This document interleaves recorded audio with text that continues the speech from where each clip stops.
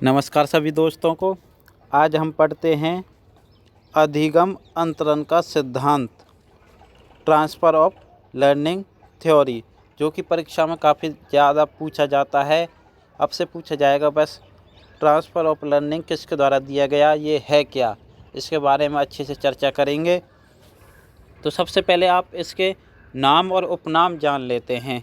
सबसे पहले आपको नाम याद रखना है, अधिगम अंतरण का सिद्धांत।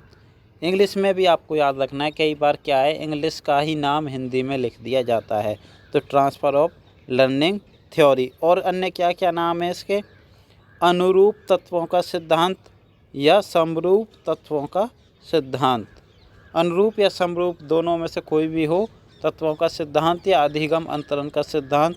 और इंग्लिश में क्या कहते हैं, आइडेंटिकल एलिमेंट थ्योरी।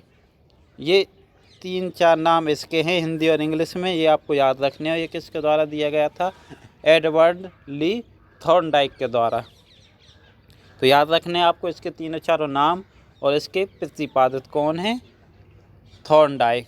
अब बात करते हैं ये है क्या।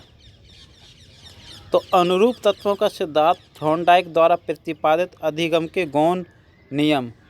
अधिगम के नियम बताए थे ने 3 मुख्य नियम और 5 गौण नियम, वो मैं आपको पहले करा चुका हूँ। यदि आपने वो वीडियो नहीं देखी तो देख सकते हैं। यहाँ पर उसकी चर्चा करना बेवकूफ़ी समझता हूँ मैं, क्योंकि ये समय की बर्बादी है। तो सादृश्यता का नियम का ही एक रूप है। इसमें क्या होता है कि जब पूर्व ज्ञान नए ज्ञान को, विज्ञान नहीं है सॉरी, ये क्या है लिखने में मिस्टेक हो गई, नए ज्ञान को सीखने पर प्रभाव डालता है। जब आप कोई नई चीज़ सीख रहे हैं तो पूर्व में हुई सीखी चीज़ उस नई सीखने की चीज़ पर प्रभाव डालती है, तो इसे क्या कहा गया है, अधिगम अंतरण कहा गया है। ये लाइन बहुत ही महत्वपूर्ण होती है, ये आपको 100% याद रखनी है, क्योंकि इसी से आपका जो प्रश्न है एग्ज़ाम में आएगा उसका उत्तर निकल के आएगा। ये आपको याद है तो आप कुछ भी नहीं भूले, ये भूल गए तो आप सब कुछ भूल गए। आपसे पूछा जाएगा कोई बच्चा साइकिल चलानी सीखने के बाद मोटरसाइकिल चलाना सीख रहा है, तो साइकिल सीखने के अनुभव उसका मोटरसाइकिल सीखने में काम आ रहा है, तो इसे थॉर्नडाइक द्वारा या क्या नाम दिया गया है, तो क्या नाम दिया गया है, अधिगम अंतरण।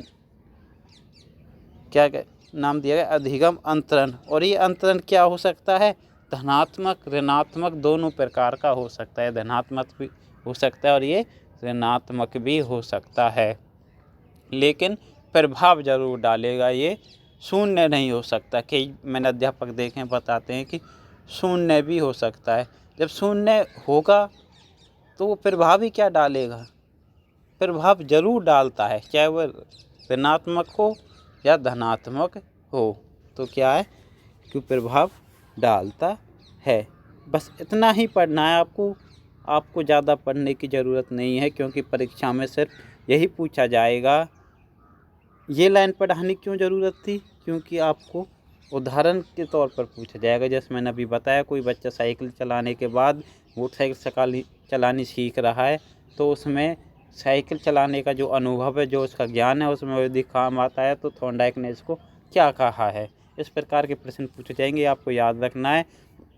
जब पूर्व में सीखा हुआ ज्ञान नए ज्ञान को सीखने पर प्रभाव डालता है, तो उसे ही अधिगम अंतरण कहते हैं। दोनों प्रकार का हो सकता है, ऋणात्मक हो सकता है, धनात्मक हो सकता है। अधिगम अंतरण का सिद्धांत, समरूप तत्वों का सिद्धांत, अनुरूप तत्वों का सिद्धांत एक ही है। ये एडवर्ड ली थॉर्नडाइक के द्वारा दिए गए थे। और ये किसके समान है, सादृश्यता का नियम, जो थॉर्नडाइक का गौण नियम है। तो दोस्तों बस इतना ही, आपको ज़्यादा डिटेल में जाने की ज़रूरत नहीं है, नहीं तो एक एक सिद्धांत, एक साइकोलॉजी का टॉपिक काफ़ी बहुत बड़ा है। आपको सिलेक्शन लेना है, बस आपको परीक्षा पास करने के लिए पढ़ना है, ना कि आप साइकोलॉजिस्ट बनना चाहते हैं। अगर आपको साइकोलॉजिस्ट बनना है, आप बनना चाहते हैं, तो आप एग्ज़ाम पास करने के बाद बन सकते हैं। आपके पास कम समय है, उतना ही पढ़िए जितना ज़रूरी है, उसको बार बार पढ़िए। धन्यवाद दोस्तों, थैंक यू।